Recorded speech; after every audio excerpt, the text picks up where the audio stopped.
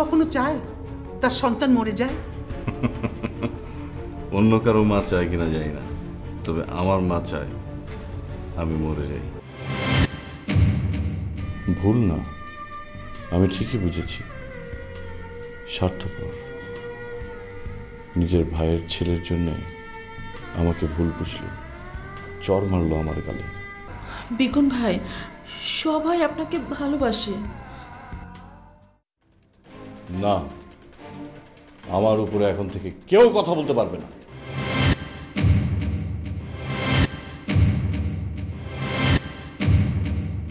বড় ভাই, are you drunk? আমি মির্জা কামালের ছেলে, আমি অনেক কিছুই করতে পারি। আমি তাহলে যাই। না, তুমি যাবে না। আগে তুমি আমার কথার উত্তর দেবে, তারপর তুমি এখান থেকে যাবে। শবনম, বড় ভাই যা জানতে চাচ্ছে সেটা বলছো না কেন? বলে দাও উত্তরটা। বলো। আমি এর উত্তর জানি না।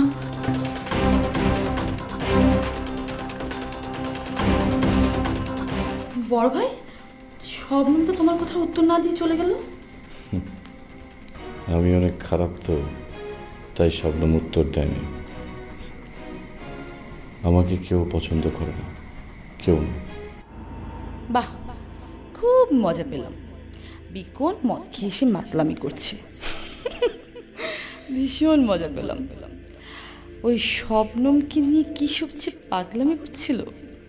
বিকন তো কখনো এত সস্তা সেন্টিমেন্টাল দেখাবে তা কল্পনাও করিনি কোনোদিন। বাবা বাবা, তুই এখানে দাঁড়িয়ে আছিস কেন? যা এখান থেকে, যা বলছি। কেউ আমাকে ভালোবাসে না, কেউ না, কেউ কেউ আমাকে ভালোবাসে। কি যে মজা লাগছে আমার। উফ, যা দেখার স্বপ্ন আমার ছোটবেলা থেকে ছিল, বিকুন মদ খেয়ে মাতলামি করবে, সেটা আজ চোখের সামনেই দেখতে পাচ্ছি। উফ, আমার খুশিতে নাচতে ইচ্ছে করছে, খুব শান্তি লাগছে। আর ভালোবাসাবাসি, আমার ভালোবাসাকে আমি পাইনি, কেউ কারো ভালোবাসা পাবে না, এটা আমি কারোকে পেতে দেব না। আমার নাম রাঙা, ভালোবাসা আমি একদম ছুটিয়ে দেবো সবার। বড় ভাই,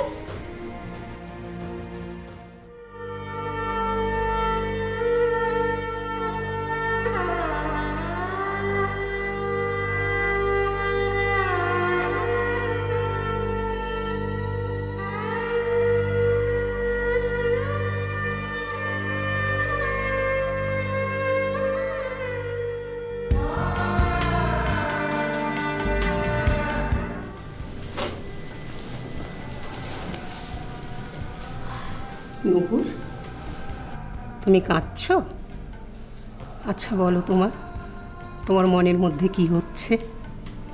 তুমি কি ইচ্ছার বিরুদ্ধেই বিয়ে করছো, নাকি আমি জোর করে সব কিছু তোমার উপর চাপিয়ে দিচ্ছি? বলো তো। না মা, আপনি জোর করছেন না, এই বিয়েতে আমি রাজি। তাহলে এই বিয়ের শাড়ি হাতে করে নিয়ে তুমি কাঁদছো কেন? রাফিনের কথা মনে পড়ে গিয়েছিল মা। মা, এই সময় তুমি রাফিনের কথা মনে করছো কেন? আর এই শাড়িটাই বা হাতে নিয়েছো কেন? মা, এই শাড়িটা আমি পরতে চাই। কি বলছো এসব? তুমি রাফিনের দেয়া শাড়ি পরে রাজিনের সঙ্গে বিয়ের পিড়িতে বসতে চাও? হ্যাঁ মা, আমি এই শাড়িটাই পরতে চাই। তোমার কি মাথা খারাপ হয়ে গেছে? এই শাড়ি পরে তুমি বিয়ের পিড়িতে বসবে? রাজিন দেখলে ও কি ভাববে বলো তো? ও কি এটা মেনে নিবে? ওর কষ্ট হবে না? মা, নূপুর যে কি চায় নূপুর নিজেও সেটা জানে না। আচ্ছা নূপুর, তুমি সত্যি করে বলো তো, তুমি কি রাজিনকে ভালোবাসো নাকি প্রতিহিংসা? ভাবি, রিমু, যা বলেছো এ কথা আর কখনো বলবে না। নূপুর, রিমু দুজনকেই বলছি, আমার রাফিন মারা গেছে, আমি তাকে দাফন করেছি। তোমাদের মনে যদি কোনো স্মৃতি থেকে থাকে, তোমরা তাকে দাফন করে ফেলো। আমার সামনে আর তোমরা এই ধরনের কথা বলো না মা, আমি সহ্য করতে পারি না। আর বলো না। মা কি বলছেন? এটা কিভাবে সম্ভব? সম্ভব মা, সব সম্ভব। তোমাকে যে পারতে হবে। মা ঠিকই বলেছে নূপুর, তোমরা এখন নতুন জীবন শুরু করতে চলেছো। এখন যদি রাফিনের কথা ভাবো তাহলে রাজিন কি ভাববে বলো? ভাববে এখনো তুমি রাফিনকে ভালোবাসো। মা, রাফিনকে ভুলে যাও।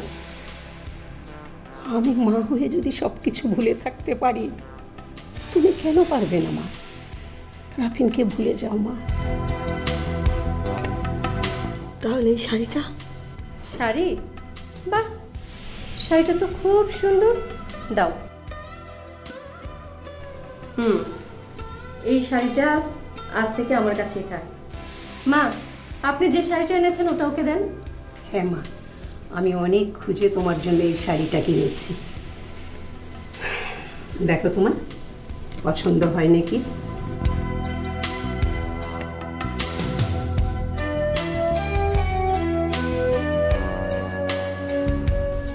খুব সুন্দর মা। পছন্দ হয়েছে? এই শাড়ি পরে বউ সেজে তুমি যখন আমার রাজিনের পাশে বসবে তখন তোমাকে খুব সুন্দর লাগবে মা, খুব সুন্দর লাগবে। আমরাও সেই দয়া করছি মা, ওরা দুজন যেন সারা জীবন সুখে থাকে।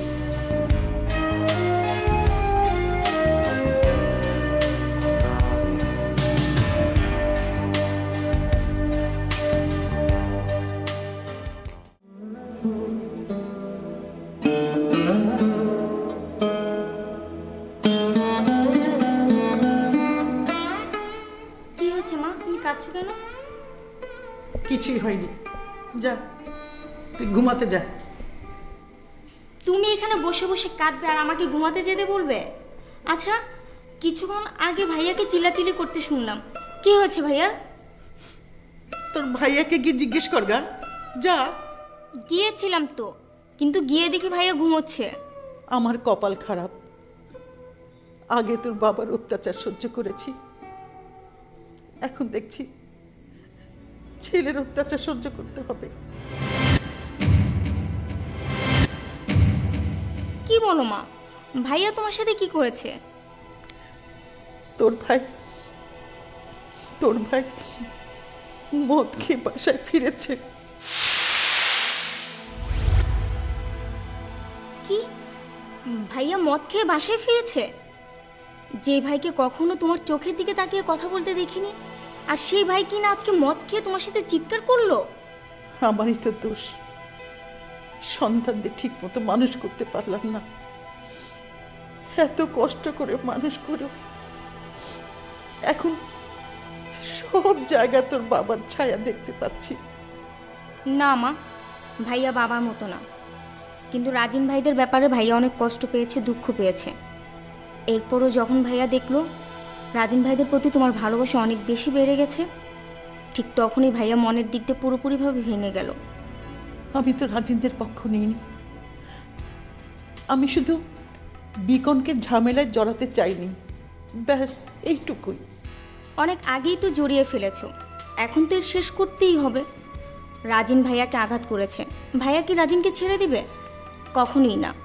অন্যায় না করেও ভাইয়া কেন অন্যায় সহ্য করবে বলো?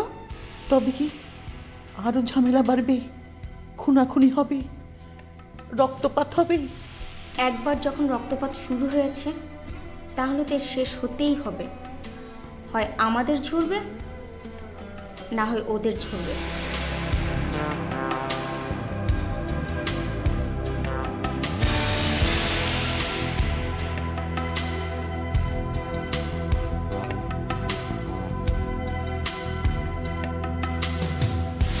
এ কি বলে গেল শিরোপা? আমার সংসারে আবার এ কি শুরু হলো?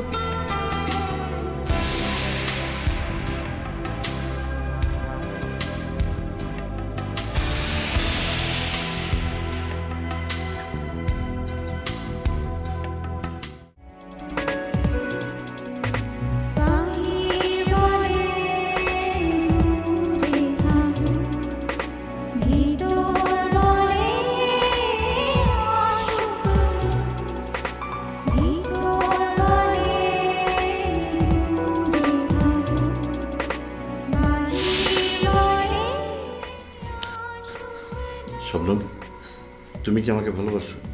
বলো ভালোবাসো, বলো। আমি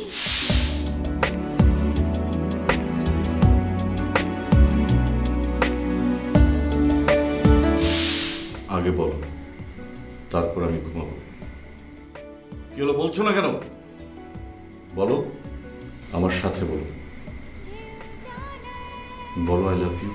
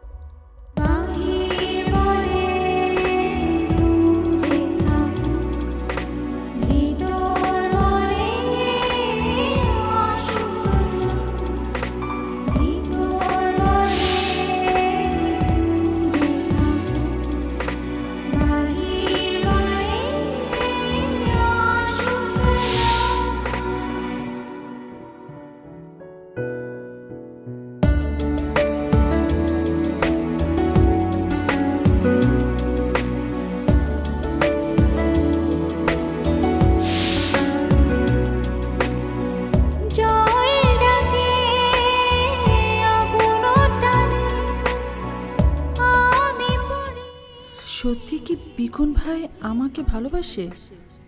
বিকুন ভাই চায় আমি তাকে ভালোবাসি, নইলে এরকম পাগলের মতো কেন করলো? কেন আমার হাত ধরে বারবার বলল আই লাভ ইউ? বিকুন ভাই কি সত্যি আমাকে ভালোবাসে? মনে হচ্ছে, মনে হয় উনি আমাকে ভালোবাসে।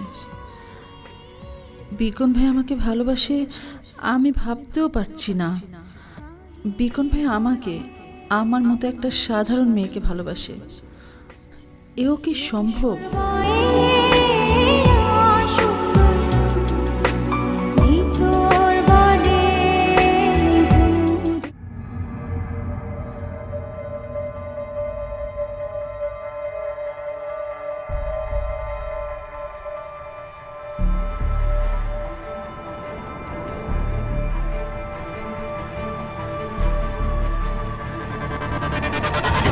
বাবা, খুশিতে দেখে একদম টইটুম্বর হয়েছে। দাঁড়াও, তোমার খুশি আমি বের করছি। কি ব্যাপার স্বপ্ন, তোমাকে তো খুশি খুশি লাগছে কেন? খুশি? হ্যাঁ, আজকে আমি অনেক খুশি।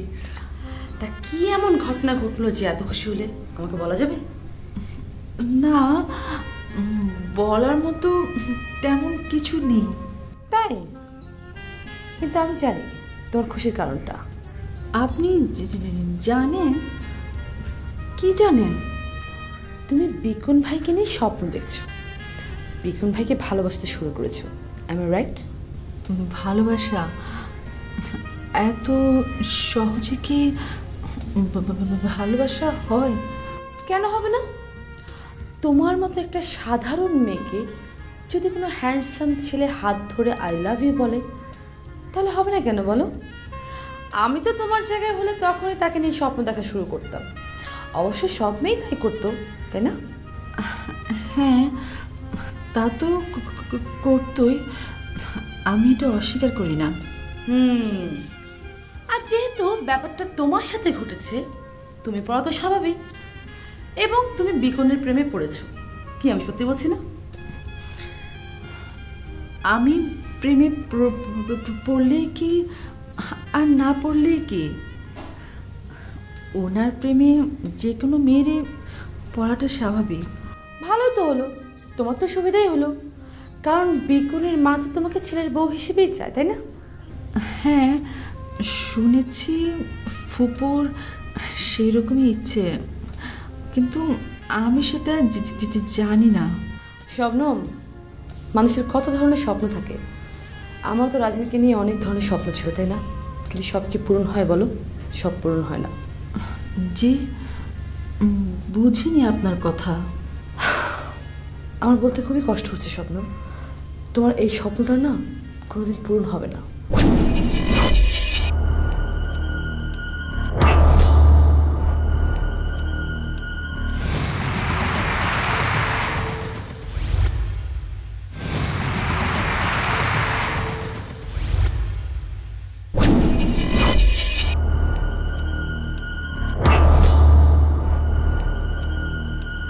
কেন? কারণ বিকন তোমাকে ভালোবাসে না। কিন্তু বিকন ভাই যে বলল। আহা শবনম, তুমি বুঝতে পারছো না কেন? বিকন ভাই তো ড্রাঙ্ক ছিল, আর ড্রাঙ্ক অবস্থাতে মানুষ কত কথাই বলে, তাই না? সব কথা কি বিশ্বাস করতে হয়? তুমিও বিকন ভাইয়ের কথা বিশ্বাস করো না। হ্যাঁ জানি আমি। ড্রাঙ্ক হয়তো মানুষ কত কথাই বলে, এবং দেখবে পরে কিন্তু একটা কথা আর মনে থাকবে না। বিকন ভাইও সেরকমই একটা কিছু বলেছে। যখন ঘুম থেকে জেগে উঠবে তখন দেখবে কিচ্ছু মনে নেই।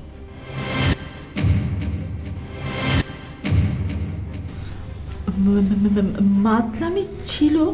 আরে বোকা মেয়ে, তুমি তো একটা গ্রামের সাধারণ মেয়ে, সহজ সরল মেয়ে, তুমি কিছুই বুঝতে পারছো না। বড় লোকদের কত রকম খেয়াল খুশি থাকে। বিকন ভাই তোমাকে নিয়ে খেলেছে। রাইট।